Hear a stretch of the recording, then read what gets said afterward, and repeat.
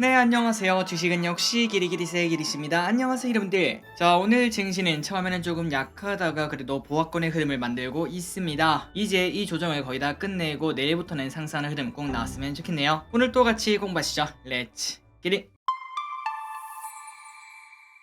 첫 번째 소식입니다. 세계 증시가 또 약세를 나타내고 있습니다. 드디어라고 해야 될까요? 시장의 눈이 이제는 금리가 아니라 경기 침체로 쏠리고 있는 모습이라고 하는데요. 과거부터 우리가 예상했던 그 시나리오대로 가고 있는 걸 확인할 수 있습니다. 그리고 어제 저녁 미국에서는 JP모건 CEO가 인플레가 내년 경기 침체를 유발할 수 있다, 이러한 발언까지 해서 증시가 더욱더 흔들렸다고 합니다. 그렇다면은 야, 이제 증시 쭉쭉쭉 빠지는 거냐, 이런 생각을 해볼 수 있는데, 다만 여기서 생각을 해봐야 될 거는 이미 우리는 경기 침체가 내년에 크던 작든 오긴 온다라고 생각한 바 있었습니다. 그리고 그 부분이 전부 다는 아니겠지만 어느 정도는 이미 반영을 하지 않았을까라는 생각은 당연히 해볼 수 있겠죠. 고로 큰 낙폭을 기록하지는 않을 것으로 보인다는 의견도 현재 존재하고 있습니다. 저 길이 또 그렇게 일단은 생각하고 있고요. 물론 정답은 모릅니다. 내년 되어봐야 그때 살걸, 그때 팔걸, 이거를 말할 수 있겠죠. 기리분들도 여기에 대해서 한번 꼼꼼하게 생각을 해보시고, 그러나 우리가 절대 100% 맞출 수 없기 때문에 극단적으로 내년에 증시가 오를 것 같으니까 100% 주식 들고 갈래,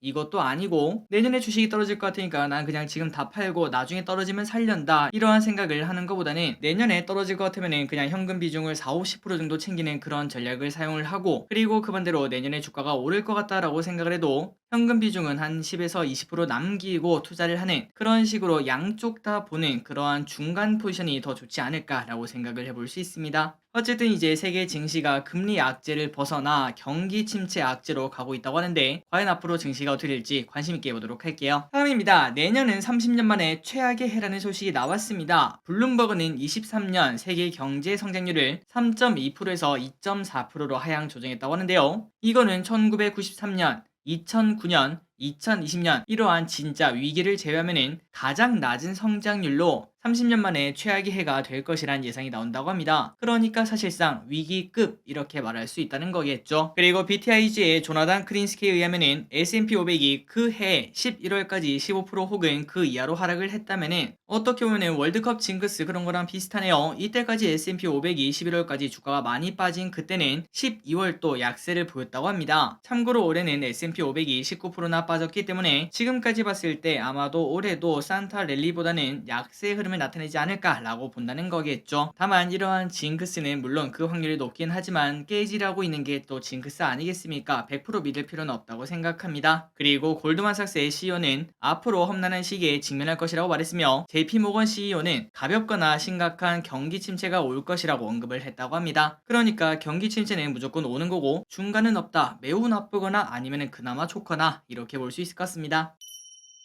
다음입니다. 국제 유가는 하락, 경기 불확실성이 높아지고 원유 수요가 급감할 것이다, 경기 침체의 특징이라고 볼 수 있겠죠. 이러한 전망이 나오자 국제 유가도 급하게 하락하고 있는 모습을 나타내고 있습니다. 1년 만에 최저치를 기록을 했다고 하는데요. 왼쪽에 보다시피 WTI가 74.25달러로 많이 하락한 걸 볼 수 있죠. 갑자기 이러한 흐름이 나온 이유는 방금 전에 봤다시피 페드가 내년에도 긴축 기조를 유지할 것이다, 이러한 전망 때문에 유가가 하락하고 있으며, 결국 국제 유가는 작년 말 수준까지 돌아간 걸 확인할 수 있습니다. 그래서 한 전문가는 이대로라면은 WTI가 배럴당 60달러까지도 떨어질 수 있다, 이렇게 언급을 했는데요. 지난번에 골드만삭스인가요? WTI 다시 100달러 넘을 수 있다, 이러한 전망을 했었는데 과연 누구 말이 맞을지 그것도 관심 있게 봐야 될 것 같습니다. 게다가 미국 에너지 정보청은 월간 보고서를 통해 유가 전망치를 낮췄다고 하니까 증시에서도 정말 많은 전문가들이 여러 가지 예측을 꺼내놓고 그 중에 맞는 사람도 있고 틀린 사람도 있는데, 여기도 마찬가지로 같은 전문가라고 해도 전망이 이렇게 갈리는 걸 확인할 수 있습니다. 어쨌든 일단 지금까지 봤을 때는 유가가 조금 급락하는 모습을 나타내고 있네요. 다음 소식입니다. 이 소식이 오늘 LG전자한테는 너무나 큰 소식이었죠. 애플 자율주행차 연기. 애플이 자율주행차 출시를 연기했다는 소식이 나왔습니다. 그러다 보니까 어제 애플은 2% 하락으로 마무리가 되었고, 그나저나 애플이 자율주행차를 최근에 한다고 했나 라는 생각을 했는데, 예전에 25년까지 자율주행 자동차를 출시를 하겠다, 이렇게 말을 했다고 합니다. 그런데 어제 이 계획을 26년으로 미루겠다, 이런 발표가 나오니까 애플의 주가가 살짝 흔들린 걸 확인할 수 있죠. 참고로 위 계획은 프로젝트 타이탄이라고 불리며 2014년, 거의 10년 전입니다. 그때 계획된 건데 이번에 1년 미뤄지게 된 걸 확인할 수 있습니다. 그만큼 자율주행이 쉽지 않다는 것도 생각을 해볼 수 있겠네요. 그나저나 LG전자가 뭔 상관이야 라고 봤더니 이렇게 LG전자 오늘 6.5%나 급락하고 있습니다. 바로 애플카 수혜주라고 불렸기 때문에 애플카가 1년 미뤄지게 되었으니까 당연히 주가가 빠질 수밖에 없겠죠. 여러분들이 보시다시피 LG전자와 LG노텍이 오늘 나쁜 흐름을 나타냈다고 합니다. 물론 많은 기분들은 이렇게 말씀하실 수 있습니다. 한희길이 LG전자가 애플카 그거 옛날에 다 해먹고 끝난 거 아니야? 지금 그 애플카 때문에 오른 것도 없는데 뭐 6%나 빠져 라고 볼 수 있는데, 그런데 LG전자는 최근 들어 신성장 동력을 전장사업, 자동차 사업에 두고 있는 걸 확인할 수 있죠. 그러니 결국 애플카와 LG전자는 특별한 주가 흐름은 없었지만 그래도 어느 정도는 관련 있었다라고 해석하는 사람들이 많았나 봅니다. 그렇기 때문에 1년 미뤄진다고 하니까 실망감이 나와서 주가가 쭉 떨어지는 걸 확인할 수 있죠. 그나저나 이걸 보고 조금 우리가 느낄 건 바로 이겁니다. 이 정도로 큰 대기업이 휘청휘청하는 걸 보기가 정말 쉽지 않은데, 이러한 이야기 이렇게 큰 기업이 크게 빠지는 걸 봤을 때 야, 애플의 힘이 진짜 대단하구나, 엄청나구나 라는 걸 한 번 더 느낄 수 있습니다. 고로 이런 걸 봤을 때 앞으로 애플이 어떤 거를 출시하는지 그런 것들을 관심 있게 봐야겠죠. 내년에 애플이 XR 기기를 출시를 한다고 하는데 메타버스에 관련해서 우리가 충분히 미리 공부할 필요가 있다고 생각을 해볼 수 있습니다. 다음 소식입니다. SK하이닉스 이제는 적자 행진. 결국 걱정하던 그 시기가 왔습니다. 하이닉스의 적자 기간. 아마도 많은 기분들은 야, 어떻게 하이닉스가 적자냐 라는 생각을 해볼 수 있는데요. 그런데 올해 4분기뿐만 아니라 내년 1분기, 2분기도 적자가 예상이 된다고 합니다. 상황이 심각하죠. 그렇다면 지금 당장이라도 던져야 되는가 라는 이야기가 나올 것 같은데 그거는 일단 정답이 없고, 다만 주가는 다를 수 있다고 합니다. 지금은 이미 신저가를 쓰고 있는 걸 확인할 수 있고, 그러니까 적자를 미리 반영을 하고 있다고 볼 수 있겠죠. 그리고 이 와중에 메모리 공급사들이 내년을 위해서 이미 적극적으로 공급 조절에 나서고 있기 때문에 분명 업황이 내년에는 좋아질 거다라는 생각이 현재 나온다고 합니다. 그렇다면 결국 주가는 3에서 6개월, 조금 길게는 1년 빠르게 움직이니까 SK하이닉스도 미리 선반영으로 빠지고 있는 게 결국은 멈출 것이고, 한 1년, 2년 뒤에 보면은 야, 지금은 분명 기회였네 라는 이야기가 나올 수 있겠죠. 다만 그 기간이 그렇게 빠르진 않을 겁니다. 그렇기 때문에 지금 이렇게 떨어지는 칼날 와중에 주가를 예측하면서 매수하기는 조금 어렵겠지만, 지금 우리가 생각을 했거든. 결국 아무리 늦어도 2년 안에 10만 닉스는 가겠지, 이러한 마인드로 그때를 대비해서 조금씩 모으는 전략, 이런 전략도 충분히 사용을 해볼 수 있다고 생각합니다. 결국 우리는 저점을 당연히 맞출 수 없기 때문에 앞으로 업황이 당연히 좋아질 거다라고 생각을 하신다면 분할 매수가 정답이라고 말할 수 있습니다. 다음입니다. 월드컵이 끝났습니다. 물론 아직 사실 8강도 시작을 안 했지만 저한테는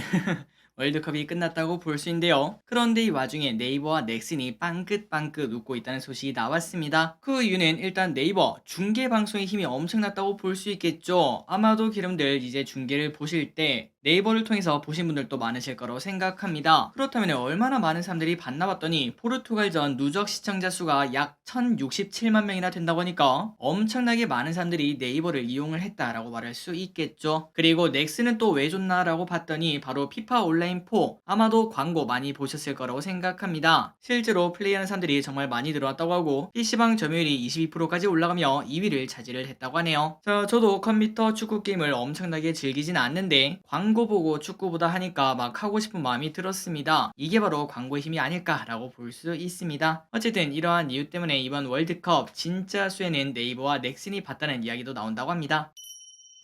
다음입니다. 우리는 과거부터 이 부분에 대해서 정말 많이 공부를 했었죠. 원자재 가격이 오르면은 음식료 가격이 오르고, 여기서 원자재 가격이 나중에 떨어지게 되면은 그때 음식료 주가가 올라간다는 걸 우리가 충분히 많이 배웠습니다. 최근 들어 확실히 밀 가격, 원자재 가격이죠. 원자재 가격이 안정세로 접어들었다고 하는데요. 그렇다면은 당연히 주가가 올라야 될 것 같은데 언제 확실하게 오르나 봤더니 내년 초 정도에 일단 실적이 좋아질 것으로 보인다고 합니다. 그런데 괴리가 조금 있죠. 한해길이 밀 가격은 전부 다 그 하락을 했다고 하는데, 그런데 왜 실적은 지금이 아니라 내년부터 좋아져? 그 이유는 바로 밀을 바로바로 그때 가격으로 사는 게 아니라 말 그대로 횟집 가서 시가로 사먹는 게 아니라 몇 개월치를 미리 계약을 한다고 볼 수 있습니다. 그렇기 때문에 3에서 6개월 정도 괴리가 있고, 지금 쓰는 밀 가격은 비쌀 때 그 가격이라고 볼 수 있겠죠. 그래서 내년이 되어야지 실적 성장세를 두 눈으로 확인할 수 있을 것 같고, 그리고 이 와중에 왼쪽에 보시면은 엄청나게 뜨겁진 않지만 그래도 슬금슬금 올라가는 걸 확인할 수 있습니다. 최근 증시가 힘이 없는 걸 생각을 해보자면은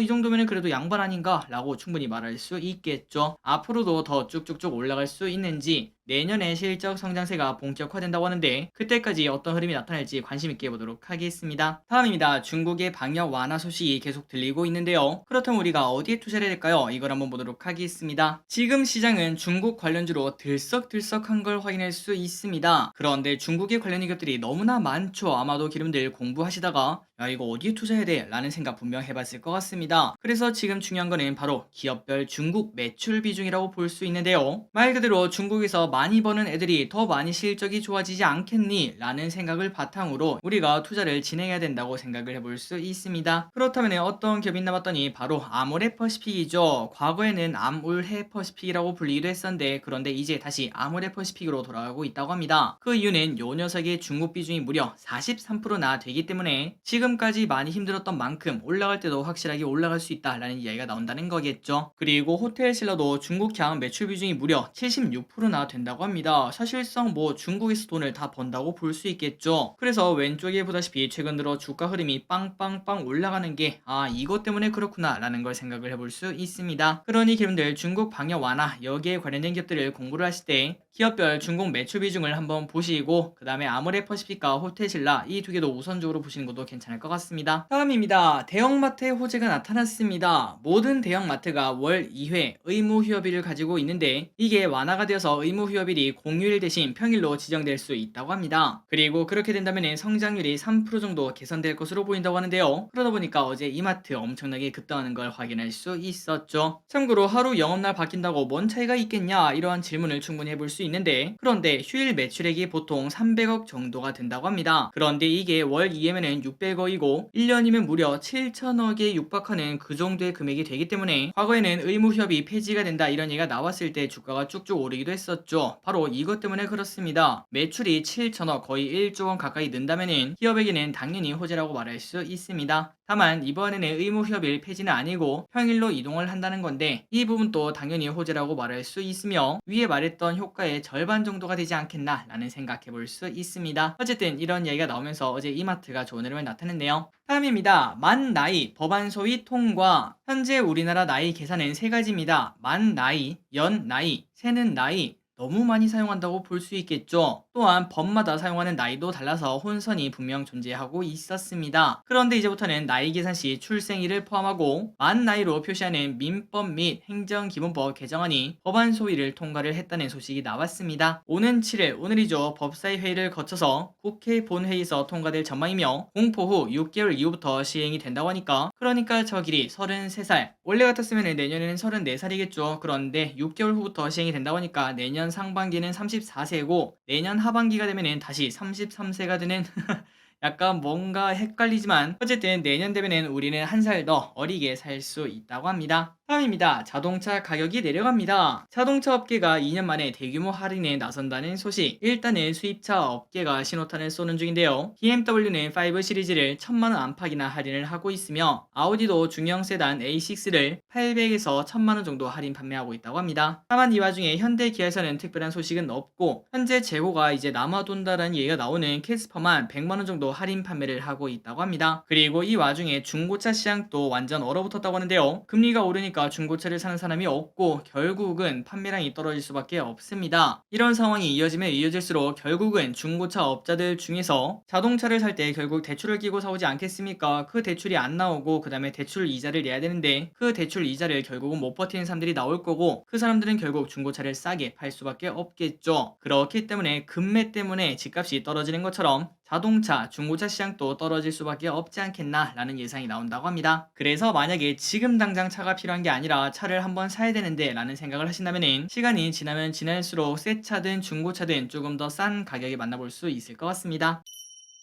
다음입니다. 얼마 전까지만 하더라도 사우디가 우리나라를 들썩들썩하게 만들었죠. 그런데 이제는 베트남이 될 수 있다고 합니다. 베트남 방안에 주석이 예정되어 있고 정상회담까지 한다고 하니까 관련 소식들이 많이 나오고 있다고 합니다. 참고로 베트남은 인구가 1억이나 되는 엄청난 제2의 중국이라고 볼 수 있는데 여기에 팔로를 개척해야 된다라는 이야기가 나온다는 거겠죠. 3분기 중소기업 수출 현황을 보면 베트남이 26억 달러로 중국 54억 달러, 미국 41억 달러, 일본 27억 달러에 이어서 4위를 기록을 했다고 합니다. 합니다. 이미 길은 뚫려 있다고 볼 수 있겠네요. 이러한 흐름의 영향인지 LG그룹은 베트남 스마트폰 생산 허브 건설을 위해서 약 5조 원의 추가 투자를 한다고 하고, 삼성은 연말까지 20억 달러 추가 투자를 확대할 예정이며, 효성도 투자 확대를 약속하는 등 대기업들의 잇단 투자 확대 소식이 현재 이어지고 있다고 합니다. 나중에는 베트남 관련주 이런 거에 투자는 우리도 확인할 수 있을 것 같습니다. 그 와중에 네옴시티 수혜주로 부상한 기업들의 임원들이 주식을 매도를 하고 있다는 소식이 나왔습니다. 주가 오르니까 다 팔고 나갔다는 소리겠죠. 대표적인 기업 중 하나인 코롱 글로벌의 임원 3명은 11월 29일 날 41,300주를 장내 매도를 했다고 하며 모두 28,300원 이상의 매도를 했다고 합니다. 참고로 지금 코오롱 글로벌은 24,500원에서 머무르고 있다 보니까 당연히 고점에서 전부 다 던졌다라고 말할 수 있겠죠. 또한 한미글로벌도 지난달 15일과 18일 임원들의 매도가 있었으며 자사주 처분도 나온 적이 있었다고 합니다. 그래서 우리가 이제 이런 걸 봤을 때 임원들이 매도하는 회사는 우리가 투자할 가치가 많이 떨어지겠죠. 그 회사의 주인도 야, 이 정도면은 고평가야 라고 파는데 그거를 우리가 굳이 살 필요는 없다고 생각합니다. 이러한 심리 때문에 앞으로 주가가 오르기도 당연히 힘들다고 볼 수 있겠죠. 그래서 이런 걸 봤을 때 아직까지 매도 전 사전 공시 의무화가 이루어지지 않고 있는 거, 이 부분이 매우 아쉬울 수밖에 없을 것 같습니다. 다음입니다. 실내 마스크 의무 조정 내년 1월. 백경란 방대본 본부장이 내년 1월에서 3월이면은 실내 마스크 착용 의무 조정을 할 것으로 보인다고 밝혔습니다. 그나저나 요즘 실내 마스크가 뜨거운 이유는 바로 기르분들이 아시다시피 어디에 들어갈 때만 마스크를 쓰고 있고, 그리고 보통 식당에 앉으면은 바로 벗는 게 마스크 아니겠습니까? 그러다 보니까 이게 무슨 의미가 있냐 이런 얘기가 나오는 것 같습니다. 어쨌든 이번 유행이 지나면은 없어질 수 있다고 하니까 이제 곧 실내에서도 마스크를 안 쓰는 그러한 환경을 우리가 만날 수 있을 것 같습니다. 다음 소식입니다. 미국 조지아주 상원 결선 투표 결과 오래 기다리셨습니다. 여기서도 민주당이 승리를 했다고 하는데요. 공화당은 체면을 완전 구기게 된 중간 선거가 된 걸 확인할 수 있습니다. 오늘 저녁 미국 증시는 어떻게 반응할지 관심있게 보도록 할게요. 다음입니다. 경기 침체는 딴 나라 이야기. 12월은 조금 특별한 달이라서 그런 걸까요? 20만원이 넘는 호텔 뷔페 예약권에 수만원의 웃돈을 붙여도 중고날에서 잘 팔린다고 합니다. 진짜 돈 많은 사람들은 많네요. 참고로 호텔 뷔페는 서울 신라호텔인 더 파크뷰, 롯데호텔인 라세느, 그리고 웨스틴 조선 서울인 아리아, 이렇게 세 가지가 국내 3대 특급 호텔 뷔페라고 하는데, 이 업체들은 이미 거의 다 12월은 마감이 되었다고 합니다. 그만큼 호텔 뷔페에 엄청나게 많은 사람들이 몰린다고 볼 수 있겠죠. 이런 걸 보면은 드는 생각은 딱 하나입니다. 야, 부럽다.